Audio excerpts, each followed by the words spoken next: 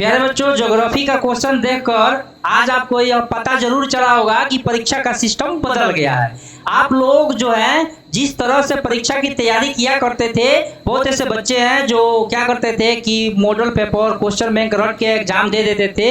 अब वैसे बच्चों का कोई काम बनने वाला नहीं है। तो प्यारे बच्चों, आज मैं आपको आंसर की बताने वाला हूं। जो आज आप लोग परीक्षा दे के आए हैं ज्योग्राफी का, जो आपका भूगोल है, और उनका जो है परीक्षा दे के आए हैं, उम्मीद है कि आप लोग जो है जो मेरे सब्सक्राइबर है उनका परीक्षा अच्छा से गया होगा, क्योंकि इसमें से बहुत ऐसा प्रश्न है जो मैं पिछले वीडियो में ऑब्जेक्टिव में आपको बता दिया था। तो प्यारे बच्चों, आप लोग मिलान कर लीजिए। आप जो है अपना क्वेश्चन निकालिए, विषय कोड जिसका 323 है, ऐसा क्वेश्चन जो आपका मिला होगा आप निकाल लीजिए और मिलान कर लीजिए कि आपका कितना सही है। 30 क्वेश्चन है प्यारे बच्चों। कितना प्रश्न है? तो 30 ऑब्जेक्टिव प्रश्न में से आपको 25 का ही जवाब देना था। तो आप लोग जल्दी जल्दी से अपना क्वेश्चन पेपर निकाल लीजिए और चेक करके बताइएगा हमको कमेंट में बाद में कि आपका कितना नंबर आ रहा है। जिस हिसाब से आपका नंबर आएगा उस हिसाब से ही आपकी परीक्षा की तैयारी कराई जाएगी प्यारे बच्चों।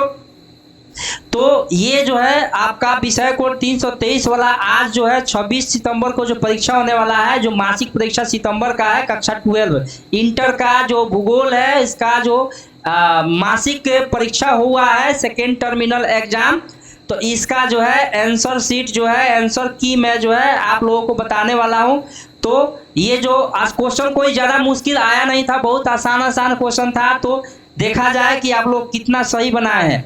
तो सबसे पहले पहला क्वेश्चन देखेंगे कि रैटजेल ने भूगोल के किस शाखा के विकास में योगदान दिया है। प्यारे बच्चों, क्वेश्चन क्या है कि रैटजेल ने भूगोल के किस शाखा के विकास में योगदान दिया है। तो पहला ऑप्शन है भौतिक भूगोल, दूसरा है ऑप्शन बी क्या है मानव भूगोल, ऑप्शन सी क्या है आर्थिक भूगोल, ऑप्शन डी क्या है चिकित्सा भूगोल। प्यारे बच्चों, जो के पाठक है, एग्जाम का सिस्टम बदल दिया है। बिहार बोर्ड में एक नया तरीका से दरवाजा खुल रहा है, तो नया स्ट्रेटेजी आप लोगों को अपनाना पड़ेगा। अगर चैनल पर नए होंगे तो चैनल को सब्सक्राइब कर लीजिएगा और इस वीडियो को अपने दोस्तों में जरूर शेयर कीजिए, ताकि वो लोग भी कितना क्वेश्चन सही बनाया है कितना गलत बनाया है इसका पता लगा सके। तो प्यारे बच्चों, क्या लगता है सही जवाब क्या होगा? तो प्रश्न नंबर 1, रैटजेल ने भूगोल के किस शाखा का विकास में योगदान दिया। इतना याद रखिएगा कि रैटजेल को मानव विकास का, मानव भूगोल का जनक कहा जाता है। ये जो ह्यूमन ज्योग्राफी है उसके ही फादर है। तो क्या लगता है सही जवाब क्या होगा? तो सही जवाब होगा बी, मानव भूगोल। चलिए जल्दी जल्दी फटाफट जो है दोस्तों में जो है वीडियो को चाहे तो आप शेयर कर सकते हैं। दूसरा प्रश्न क्या है? निश्चयवाद की धारणा के अनुसार कौन सा घटक महत्वपूर्ण है। ऑप्शन ए है मानव, ऑप्शन बी है तकनीक, ऑप्शन सी है संस्कृति, ऑप्शन डी है प्रकृति। प्यारे बच्चों, क्या लगता है इसका सही जवाब क्या होगा? तो प्यारे बच्चों, इसका सही जवाब होगा ऑप्शन डी, जो प्रकृति है यही निश्चयवाद की धारणा के अनुसार एक महत्वपूर्ण घटक है। फिर आते हैं अगले प्रश्न पर। अगला प्रश्न क्या है कि भूगोल की कौन सी शाखा प्रकृति और सामाजिक पर्यावरण के सह संबंधों का अध्ययन करती है। प्यारे बच्चों, क्या लगता है सही जवाब क्या होगा? ऑप्शन ए है मानव भूगोल, बी है शहरी भूगोल, सी है जनसंख्या भूगोल, डी है राजनीतिक भूगोल। प्यारे बच्चों, इसका सही जवाब क्या होगा? तो इसका सही जवाब होगा ऑप्शन ए, मानव भूगोल। ये जो है इसका सही जवाब क्या होगा? मानव भूगोल। ये जो है प्रकृति और सामाजिक पर्यावरण के सह संबंधों का अध्ययन करती है। फिर आते हैं अगले प्रश्न पर 4 नंबर कि नौ निश्चयवाद की धारणा किसने दी। ऑप्शन ए है रैटजेल ने, ऑप्शन बी है हम्बोल्ट ने, ऑप्शन सी है ग्रिफिथ टेलर ने, ऑप्शन डी है ब्लांस ने। प्यारे बच्चों, क्या लगता है इसका सही जवाब क्या होगा? तो इसका सही जवाब होगा ऑप्शन सी, ग्रिफिथ टेलर। तो इन्होंने नौ निश्चयवाद की धारणा दिया था। फिर आते हैं अगले प्रश्न पर, आचरण भूगोल भूगोल की किस शाखा की उपशाखा है। प्यारे बच्चों, ऑप्शन ए क्या है जनसंख्या भूगोल, बी क्या है सामाजिक भूगोल, सी क्या है शहरी भूगोल, डी क्या है संसाधन भूगोल। तो इसका सही जवाब क्या होगा? तो इसका सही जवाब होगा प्यारे बच्चों, आप लोग जल्दी जल्दी बताइए, कमेंट में बताइए हमको। तो इसका सही जवाब होगा बी, ऑप्शन सामाजिक भूगोल। ये जो आचरण भूगोल है सामाजिक भूगोल के अंतर्गत आता है। प्यारे बच्चों, चैनल पर अगर आप लोग नए होंगे तो चैनल को सब्सक्राइब कर लीजिए, ताकि आप लोगों को नोटिफिकेशन मिलता रहे और आप लोगों की बोर्ड एग्जाम की अच्छी से अच्छी तैयारी हो सके। फिर आते हैं अगले प्रश्न पर, भूगोल की कौन सी शाखा मार्क्स के विचारों से प्रभावित है। ऑप्शन ए है आचरण भूगोल, बी है मानववाद भूगोल, सी है सांस्कृतिक भूगोल, डी है क्रांतिकारी भूगोल। प्यारे बच्चों, इसका सही जवाब क्या लगता है आपको क्या होगा? इसका सही जवाब होगा ऑप्शन बी मानववाद भूगोल।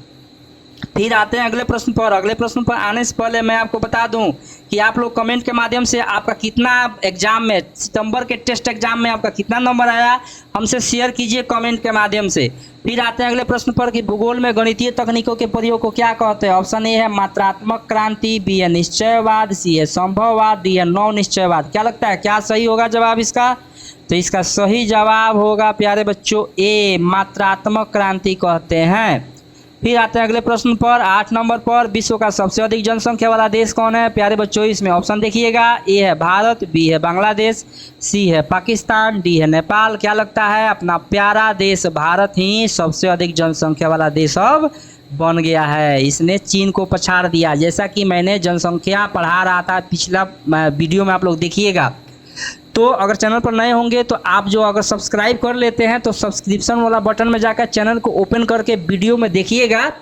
तो उसमें मैंने प्ले लिस्ट बना रखा है भूगोल का, तो उसमें आप लोग जाइएगा। तो मैं उसमें काफ़ी सारे चैप्टर को पढ़ा दिया हूँ, हिस्ट्री के चैप्टर को पढ़ा दिया हूँ, हिंदी और इंग्लिश चलिए रहा है। तो आगे अगला प्रश्न क्या है प्यारे बच्चों? अगला प्रश्न क्या है कि किसी स्थान की कुल जनसंख्या तथा कुल क्षेत्रफल के अनुपात को क्या कहते हैं। ऑप्शन ए है प्रवास, बी है जन्म दर, सी है जनसंख्या घनत्व, डी है मृत्यु दर। क्या लगता है सही जवाब क्या होगा? बहुत ही आसान इसका जवाब है प्यारे बच्चों, इसका सही जवाब होगा सी जनसंख्या घनत्व कहते हैं। किसी भी स्थान की कुल जनसंख्या तथा कुल क्षेत्रफल के अनुपात को जनसंख्या घनत्व कहते हैं। फिर आते हैं अगले प्रश्न पर, निम्न में से किन क्षेत्रों में जनसंख्या घनत्व कम पाया जाता है? क्या लगता है? ऑप्शन ए है उच्च तापमान, बी है मरुभूमि, सी है पर्वतीय क्षेत्र, डी है इनमें से सभी। फिर बच्चों इसका सही जवाब क्या होगा? तो इसका सही जवाब आप ही लोग बताइए, जल्दी जल्दी कमेंट करके बताइए हमको। तो इसका सही जवाब होगा डी इनमें से सभी। देखिए जनसंख्या घनत्व तो पाने का ज़्यादा तापमान रहेगा वहाँ भी जनसंख्या कम रहेगी, मरुभूमि जहाँ मरुस्थल रहेगा वहाँ भी जनसंख्या कम रहेगी, पर्वतीय क्षेत्रों में भी जनसंख्या कम रहेगी। तो इस सभी जो है कारक जो है सही है, इसीलिए इनमें से सही ऑप्शन डी होगा। फिर आते हैं अगले प्रश्न पर। अगला प्रश्न क्या है? निम्न में से कौन जनसंख्या जमाव को आकर्षित करता है? तो प्यारे बच्चों आगे है ऑप्शन ए क्या है? बेरोजगारी, बी है रोजगार के अवसर, सी है अशांति, डी है बाढ़ग्रस्त क्षेत्र। प्यारे बच्चों क्या लगता है सही जवाब क्या होगा? तो सही जवाब क्या होगा आप ही लोग सोचिए। बेरोजगारी जहाँ पर रहेगी वहाँ जनसंख्या ज़्यादा जाएगी जी, जमाव वहाँ होगा नहीं होगा, वहाँ से लोग पलायन करने लगेंगे। तो रोजगार के अवसर ऑप्शन बी बिल्कुल सही जवाब है इसका। फिर आते अगले प्रश्न पर कि किसी स्थान में एक विशेष समय अंतराल में कुल पैदा हुए बच्चों की संख्या को क्या कहते हैं? ऑप्शन ए है प्रवास, बी है जन्म दर, सी है अप्रवास, डी है मृत्यु दर। क्या लगता है इसका सही जवाब क्या होगा प्यारे बच्चों? तो इसका सही जवाब होगा 12 का बी ऑप्शन बिल्कुल सही जवाब होगा जन्म दर। फिर आते हैं अगले प्रश्न पर। अगला प्रश्न क्या है? तो अगला प्रश्न है कि किसी नए स्थान पर जाकर बसने वाली जनसंख्या को क्या कहते हैं? किसी भी नए स्थान पर जाकर बसने वाली जनसंख्या को क्या कहते हैं? ऑप्शन ए है निवासी, बी है अप्रवासी, सी है शरणार्थी, डी है पर्यटक। क्या लगता है सही जवाब क्या होगा प्यारे बच्चों? इसका जो सही जवाब है, सही जवाब ऑप्शन बी होगा अप्रवासी। तो मिलाते रहिए और सोचिए, लास्ट में बताइएगा हमको कमेंट करके कि आपका कितना सही हुआ।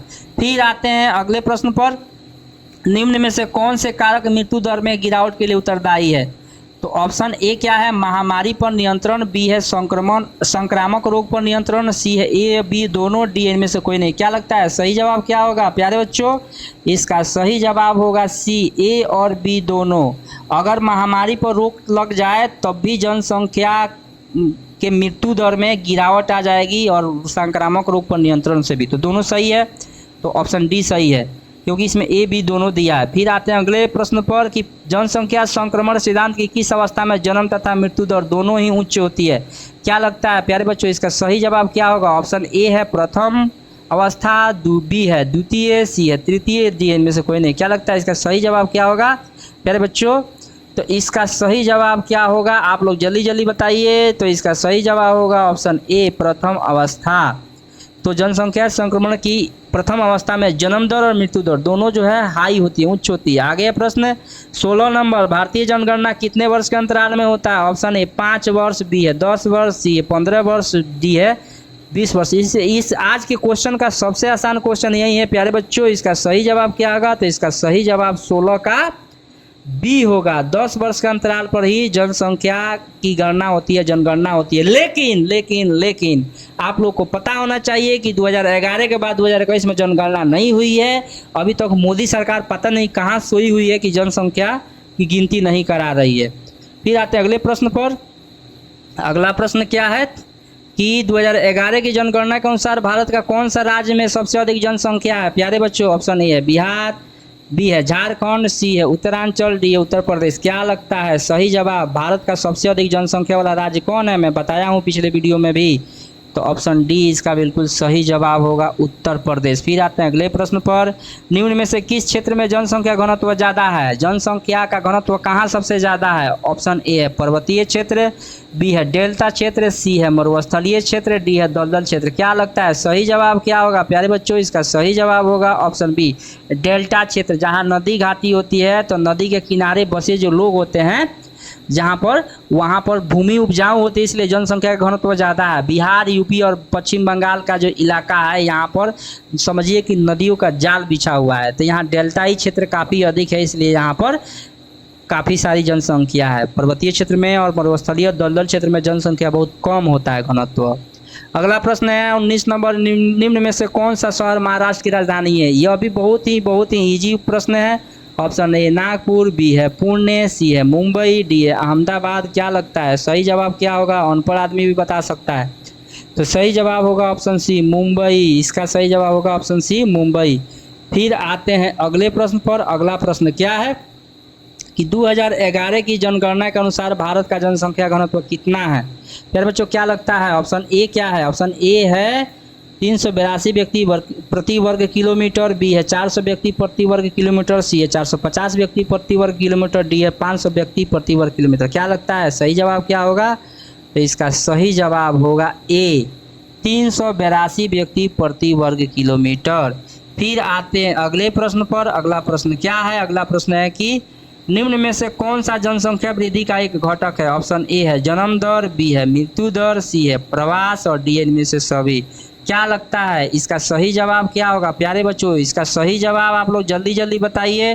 तो सही जवाब जो है इसका डी, इनमें से सभी होगा। ये जनसंख्या वृद्धि का घटक जन्म दर, मृत्यु दर, प्रवास और तीनों होता है, सॉरी। फिर आते हैं अगले प्रश्न पर। निम्न में से किस अवधि में भारत में जन्म तथा मृत्यु दर दोनों अधिक था? जन्म दर भी अधिक था और मृत्यु दर भी अधिक था। ऑप्शन ए है 1901 से 1921, बी 1921 से 1951, सी है 1951 से 1981 और डी 1981 से 2020। क्या लगता है सही जवाब क्या होगा प्यारे बच्चों?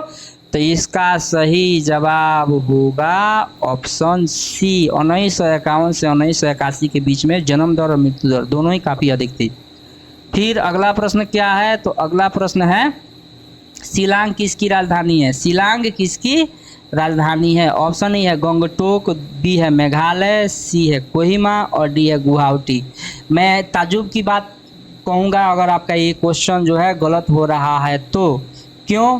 क्योंकि मैं आपको बता दूं कि ये जो गंगटोक, कोहिमा, गुवाहाटी कोई राज्य का नाम नहीं है, खुद किसी न किसी राज्य की राजधानी है। तो शिलांग किसकी राजधानी है? इसका सही जवाब क्या होगा? इसका सही जवाब होगा बी, मेघालय। मेघालय की राजधानी शिलांग है। फिर आते हैं अगला।